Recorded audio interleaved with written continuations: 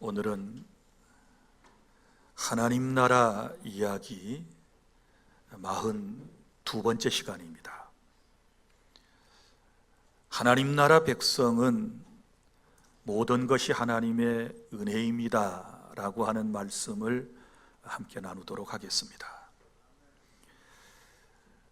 며칠 전, 그러니까 2024년 12월 10일에 한강이라고 하는 작가가 한국인 최초로 노벨 문학상을 받았습니다.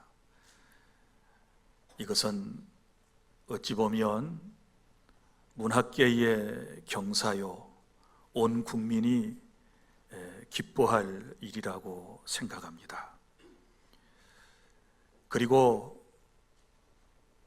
우리 대한민국에서는 대부분 연말에 다양한 분야에서 활동한 개인과 단체를 격려하고 축하해 주기 위해서 여러 시상식이 여기저기에서 열리고 있습니다. 문화예술 분야에서는 크게 대종상 영화제가 있고, 이 영화제에서는 한 해 동안 뛰어난 활동을 한 영화배우와 감독에게, 그리고 백상 예술대상에서는 영화와 드라마, 방송 등에서 인기가 있는 그런 프로그램을 제작한 제작진에게 상을 주고 있습니다. 체육 분야에서도 대한민국 체육상이 있고 또 K리그 대상도 있습니다. 언론 및 방송 분야에서도 한국방송대상과 언론대상이 있고, 그리고 문학 및 학술상, 또 사회공헌 및 공익에 관한 상도 있습니다. 우리 기독교 교계에서도 연말이 되면 목회자 대상, 선교 대상, 또 사회봉사와 교육, 그리고 음악과 문화와 언론 및 출판 등에 관련된 여러 시상식들이 대부분 12월에 있습니다. 대부분의 시상식에서는 상을 받는 사람들에게 그 소감을 묻습니다. 그리고 상을 받은 사람은 누구누구에게 영광을 돌리고 또 누구누구에게 감사의 말씀을 드립니다. 이런 것을 빼놓지 않습니다. 그렇습니다. 사람들의 성공에는 크게 세 가지가 작용되어야 합니다. 첫 번째는 그 본인의 노력과 희생입니다. 본인이 그 일을 위해서 정말 피와 땀과 눈물을 바쳐 노력했을 때 아름다운 결과가 있고, 그리고 두 번째는 이제 기회가 주어져야 하는 것입니다. 소위 말하면 타이밍이 잘 맞아 떨어져야 한다라고 하는 것이고, 그 다음에 세 번째는 타인의 도움이 있었기 때문이다 라고 사람들은 말합니다. 여러분, 그렇지 않습니까?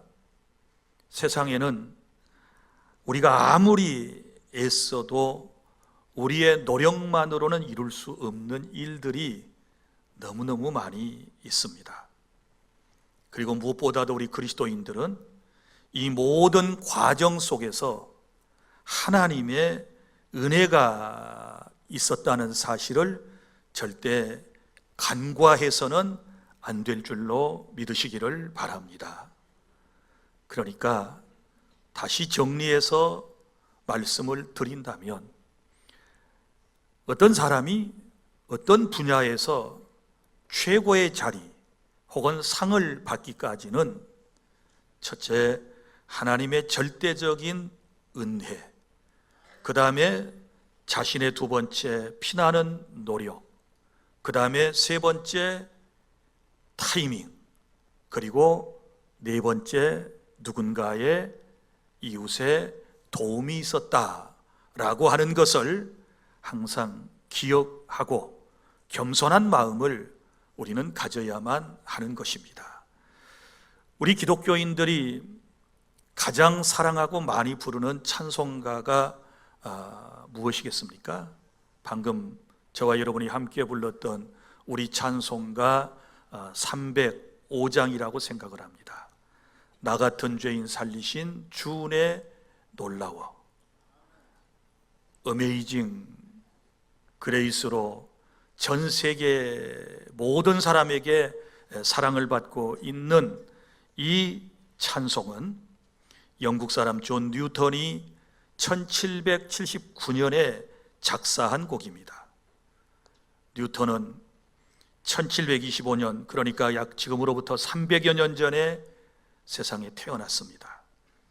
독실한 기독교 신자였던 어머니로부터 신앙교육을 받았으나 그의 나이 7살 되던 해 어머니가 세상을 떠나면서 그는 신앙에서부터 멀어지기 시작했습니다. 그리고 11살에 아프리카 노예선을 타게 되었고, 그는 배를 타고 노예들을 잡아다가 파는 일을 하면서 정말 많은 죄악을 범하게 된 것입니다. 나중에는 노예선 선장이 되어서 더 많은 죄악을 저질렀었다고 그는 고백하고 있습니다. 그러다가 1748년 그의 나이 22살 때 노예선을 타고 가던 중에 큰 폭풍우를 만나 그는 죽게 되었을 때 진심으로 하나님 앞에 은혜를 구했습니다. 하나님, 살려주십시오. 한 번만 기회를 허락하여 주십시오 라고 간구했을 때 자비로우신 하나님께서는 기적적으로 그 배를 구조하게 해 주셨습니다. 존 뉴턴은 이 사건을 계기로 하나님의 존재와 하나님의 은혜를 깊이 깨닫고 새로운 삶을 살게 된 것입니다. 그는 노예들의 처우를 개선하려고 노력을 했고, 노예선 선장을 그만두고 나중에는 신학 공부를 해서 1764년에 영국 성공회 사제가 되어서 목회자로 변신하게 됩니다. 그는 작은 시골 마을에서 16년 동안 목회를 하며 자신의 회심 경험과 하나님의 은혜를 주제로 설교하고 또 찬송가를 많이 작사했습니다. 그는 오직 찬송, Only Hymns라고 하는 찬송가를 지버리제 발간을 했고, 이 어메이징 그레이스를 포함하여 348곡을 그 책에 수록을 했습니다. 그리고 지금 오늘날까지 우리가 이 찬양을 부르고 있습니다. 처음 예수님을 믿게 된 사람들, 처음 교회에 나와서 은혜를 받은 사람들의 간증을 들어보면 많은 사람들이 이 305장과 관련이 있었습니다.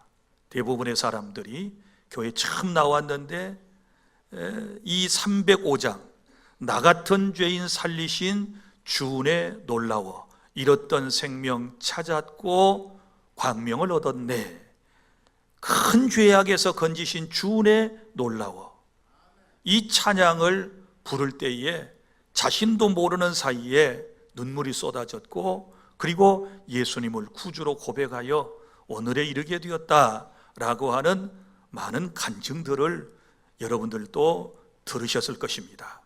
사랑하는 여러분, 존 뉴턴은 자신의 묘비에다가 이런 글을 남겼습니다.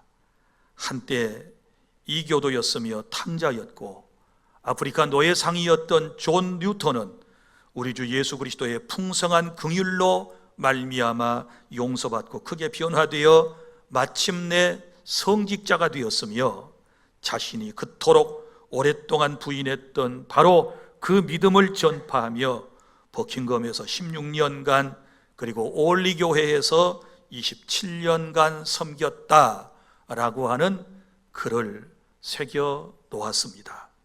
사랑하는 여러분, 오늘 저와 여러분에게도 이런 간증들이 있는 줄로 믿습니다.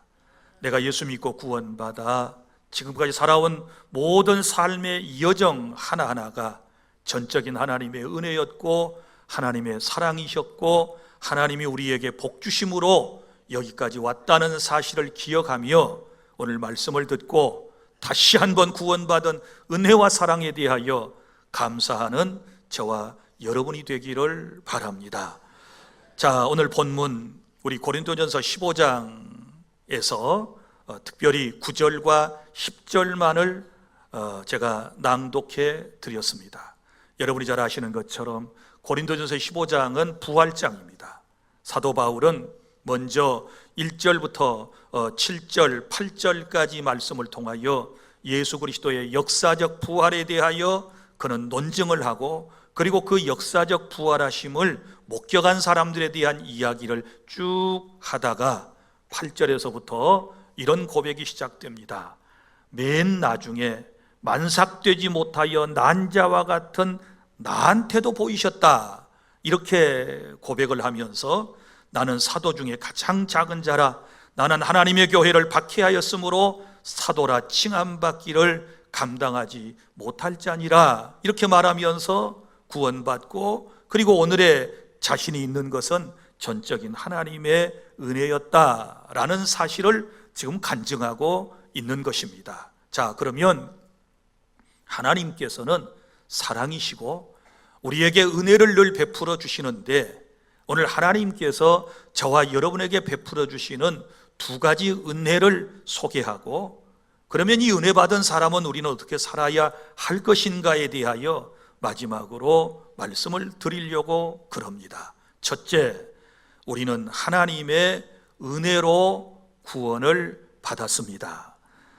신약성경 에베소서 2장 1절부터 10절까지 말씀을 보면 허물과 죄로 죽었던 너희를 살리셨도다, 이렇게 2장 1절에서 말씀을 하고, 그리고 에베소서 2장 2절에서는 그때는 너희가 공중의 권세 잡은 자 마귀의 종노릇을 하고 살았었다, 이렇게 얘기하고, 그 다음에 3절에서는 너희가 육체의 욕심을 따라 죄를 지으며 살았기 때문에 본질상 진노의 자식들이었다, 이렇게 말을 하는 것입니다.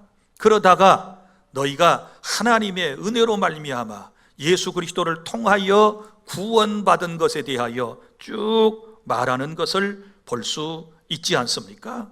그리고 또 오늘 본문을 보세요. 자신은 과거의 교회를, 하나님의 교회를 박해하던 자였다라고 고백을 하고 있습니다. 그는 그리스도인들을 붙잡아 감옥에 가두고 예수님을 따르는 자들을 박해했던 그런 사람이었습니다.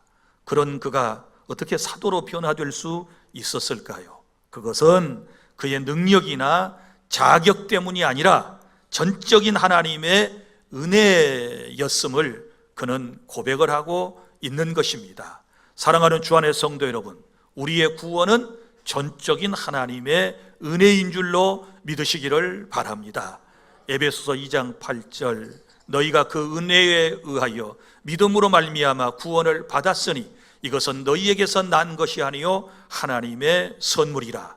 9절에서는 행위에서 난 것이 아니니 이는 누구든지 자랑하지 못하게 하려 하심이라, 이렇게 말씀을 하셨거든요. 그러니까 오늘 우리가 분명히 깨달아야 할 것은 우리의 이 고귀한 구원은 하나님의 전적인 은혜에 의한 것이다 생각하고, 더욱 하나님께 감사하며 나 같은 죄인 살리신 주의 놀라워, 나 같은 죄인을 살려주신 주님의 은혜가 놀랍고, 그 큰 죄악에서 건져주신 이 하나님의 은혜, 이제껏 내가 살게 된 것도 하나님의 은혜, 그리고 나중에 천국에 가게 될 것도 하나님의 은혜로 가게 된다는 사실을 기억하고 주님의 은혜에 대하여 만만 감사하는 그런 시간이 되기를 바랍니다.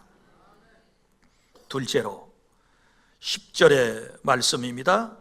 우리는 지금까지 구원받고 하나님의 은혜로 살았습니다. 구원받은 성도에게는 하나님의 은혜가 지속되는데 10절에 보면 내가 모든 사도보다 더 많이 수고했으나 내가 한 것이 아니라 나와 함께 하신 하나님의 은혜로다, 이렇게 고백하고 있습니다. 여러분, 사도 중에서 사도 바울처럼 열심히 헌신하고 복음을 전한 사람이 누가 있겠습니까? 여기 보면 분명하게 그런 고백을 합니다. 모든 사도보다 더 많이 수고하였으나, 여기 모든 사도보다 더 많이 수고하였으나, 그러나 이것조차도 하나님이 주신 은혜로, 하나님 주신 사랑으로 그는 감당할 수 있었다라고 하는 것을 고백하고 있는 것입니다. 그러니까 바울은 자기 자신의 사역과 헌신을 결코 자기의 노력이나 자기의 능력으로 돌리지 않는다는 것입니다. 다시 말하지만 전적인 하나님의 은혜로 하나님이 힘을 주셔서, 하나님이 능력을 주셔서 이 사명을 지금까지 감당했고 또 앞으로도 감당하게 될 것이다 라는 고백을 하고 있는 것입니다. 사실 여러분, 바울 사도의 삶은 수많은 고난과 역경으로 가득 차 있었습니다. 복음을 전하다가 수없이 맞았습니다. 그리고 복음을 전하다가 감옥에 갇히는 신세가 되었습니다. 그는 죽을 위기를 여러 번 경험해야만 했습니다. 그러나 바울은 그럴 때일수록 오히려 더욱 열정적으로 복음을 전하게 되었는데, 이러한 열정과 헌신이 곧 하나님의 은혜, 하나님의 능력이 있었기 때문에 가능했었다라고 하는 고백인 것입니다. 사랑하는 성도 여러분, 하나님께서 은혜로 그와 함께 하셨고 그의 삶을 붙들어 주셨고 감당할 힘을 주셨기 때문에 사도 바울은 끝까지 그는 믿음의 길을 걸어갈 수가 있었던 것입니다. 사랑하는 성도 여러분, 그렇습니다. 지금 저와 여러분이 지금까지 주신 사명을 구원받은 이후에 감당할 수 있었던 것은 하나님의 은혜가 있었기 때문인 줄로 인정하시고 감사하실 수 있기를 바랍니다. 여러분, 우리 사회 전반에서 일어나고 있는 많은 문제들은, 다툼은 결국 어디서부터 시작이 됩니까? 다 자기가 뭘 열심히 했다, 자기가 더 많이 했다, 나만 희생했다, 나만 수고했다, 내가 있었기 때문에, 이러면서 자기를 늘 드러내려고 하는 이것 때문에 여러분 문제가 생기지 않습니까? 가정의 부부간의 다툼은 왜 일어나는 것입니까? 여러분 생각해 보면요, 이거 다 하나님의 은혜로 우리가 지금까지 살아왔다는 것을 인정하는 것이 아니라 다 자기 지금 목소리를 내고 있는 것입니다. 남편은 뭐라고 얘기합니까? 내가 처자식을 위해서 지금까지 직장에 나가서 자존감 다 죽이고 아침부터 늦게까지 내가 열심을 다해서 일해서 봉급 받으면 하나도 쓰지 않고도 다 돌려줬는데 지금 나는 뭔가? 나라는 인생은 뭔가? 늘 이러면서 자기를 항변합니다. 아내가 가만히 있습니까? 자, 돈은 당신이 벌어주었는지 모르지만 이 가족들은, 이 자식들은 누가 다 키웠고 이 살림을 지금까지 누가 했냐? 내가 다 한 거 아니냐? 이렇게 서로 자기 주장을 하는 데서부터 다툼이 비롯돼요. 그러지 않습니까? 자, 보세요. 물론 남편 고생했습니다. 가장으로서 자존감 다 죽이고 남자로서 그 처자식을 생각하며 참아내며 직장생활하고 일터에 나가서 일했던 거 잘하신 겁니다. 그리고 아내 여러분들, 여러분 작은 봉급을 갖다 줄 때 그거 가지고 지혜롭게 살림하면서 자식을 양육한 거 잘하신 겁니다. 두 분 다 잘하셨어요. 그런데 여기 한 가지 놓친 것이 있어요. 여러분, 바울이 고백한 대로 내가 다른 사도보다 더 많이 수고하였으나 하나님의 은혜였고 하나님이 나와 함께 해주셔서 내가 이 일을 할 수 있었다, 이런 고백이 나와야 되는데 다 하나님의 은혜였소. 당신이나 나나 하나님의 은혜로 살았소. 주님이 힘주셔서 여기까지 우리 가족이 올 수 있었소 라고 고백했으면 얼마나 좋을까라고 하는 생각을 갖습니다. 사랑하는 성도 여러분, 어디 가정뿐입니까? 직장에서도 마찬가지입니다. 교회에서도 마찬가지입니다. 우리가 이루어낸 크고 작은 일들은 모두 다 전적인 하나님의 은혜였다는 사실을 여러분 고백하시기를 바랍니다.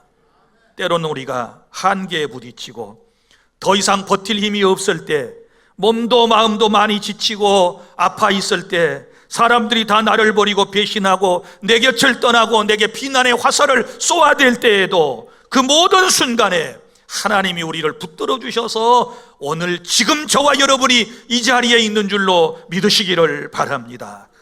지금의 건강과 지금의 생명과 지금의 재능과 지금의 능력과 지금의 가정과 친구와 교회 다 하나님께서 저와 여러분에게 은혜로 주신 복이라고 하는 사실을 믿으시기를 바랍니다.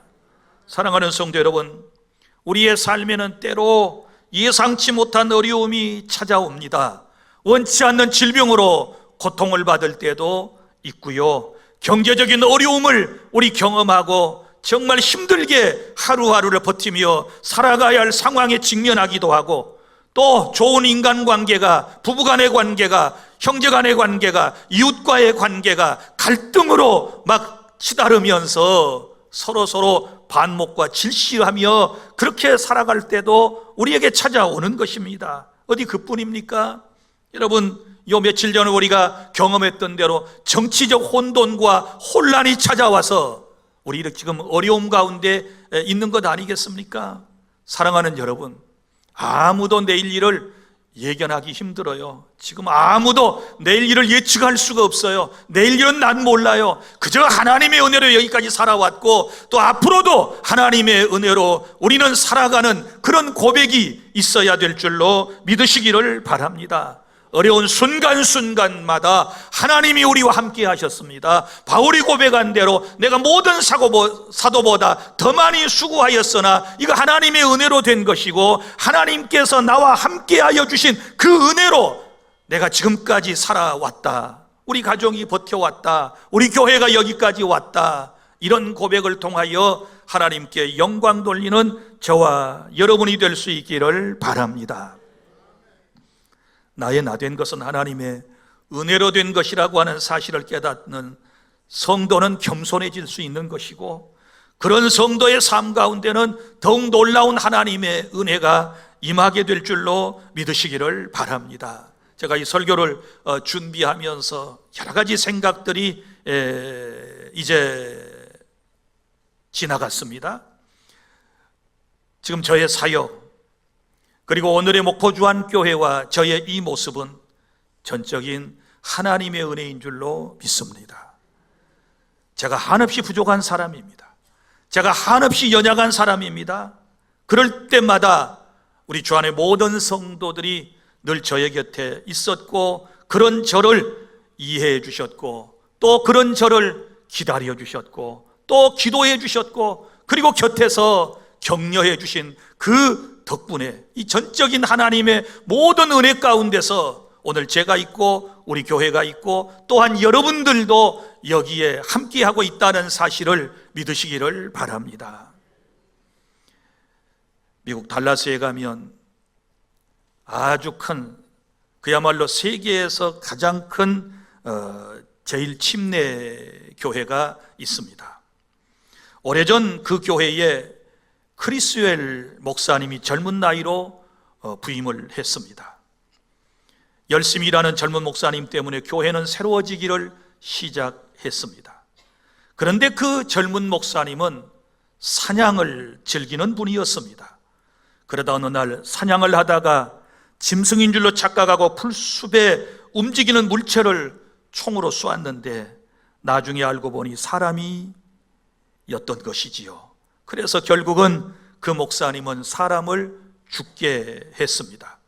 이 사건은 사회적으로 큰 이슈가 되었고, 목사님은 사람을 죽인 내가 목회를 할 수 없다면서 사표를 냈다고 그럽니다. 그런데 그 교회에서 장시간 의논 끝에 그 모든 사정을 이해하고 다시 우리 목사님을 모셔야 한다고 결정을 했습니다. 그러나 목사님은 양심상 또다시 내가 목회를 할 수 없소 하고 사표를 냈습니다. 그러나 성도들은 계속해서 목사님의 사표를 반려했다고 그럽니다.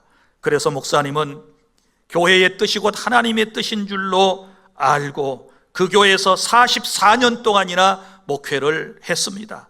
그 후에 목사님은 예수 그리스도의 십자가와 구속을 설교할 때마다 눈물로 그런 말씀을 선포했고, 그 설교의 은혜를 받은 성도들은 모두가 한 마음이 되게 되었고, 그리고 그 교회는 날마다 부흥되어 세계 제1의 침례교회가 되었다라고 하는 간증을, 이 설교를 준비하다가 접하게 되었습니다. 만약에 크리스웰 목사님이 실수했을 때 성도들이 정죄하고 그를 이제 내보냈었다면 오늘의 달라스 침례교회도, 그리고 인간 크리스웰 목사님도 있을 수 없었다라고 하는 후대 사람들의 간증을 여러분들에게 소개를 해드립니다. 사랑하는 성도 여러분, 그렇습니다. 우리 모두가 다 하나님의 은혜로 구원받았다는 사실을 믿으시기를 바랍니다. 지금까지 일해온 모든 것들 다 전적인 하나님의 은혜의 그 공급하심을 통하여 저와 여러분이 여기까지 왔다는 사실을 믿으시기를 바랍니다. 지난 시간에 여러분들에게 예수 그리스도의 사랑, 하나님의 사랑에 대하여 말씀을 드린 바가 있습니다. 여러분, 출애굽 당시에 이제 마지막 10가지 재앙 가운데 재앙이 장자의 죽음의 재앙 아니었습니까? 그때에 이스라엘 사람들은 하나님의 약속을 믿고 양의나 염소를 잡아서 그 피를 설주 그리고 인방에다가 말씀의 약속대로 발랐습니다. 그리고 죽음의 사자가 약속대로 지나갑니다. 그런데 이 죽음의 사자가 피가 발려져 있는, 짐승의 피가 발려져 있는 집은 들어가지 않습니다. 그냥 넘어가는 겁니다. 전능하신 하나님께서 알고도 넘어가셨습니다. 넘어가고, 그리고 그 집안에 있는 사람은 살아남게 되었습니다. 집안에 온갖 사람들이 다 있었을 겁니다. 거기 살인범도 있고요, 거기 아주 사기치는 사람도 있을 거고, 못된 짓 하는 인간들이 그 안에 가득가득 있었을 겁니다. 그런데 하나님의 사자는 여러분 다른 것 보지 않았습니다. 단지 뭐만 봅니까?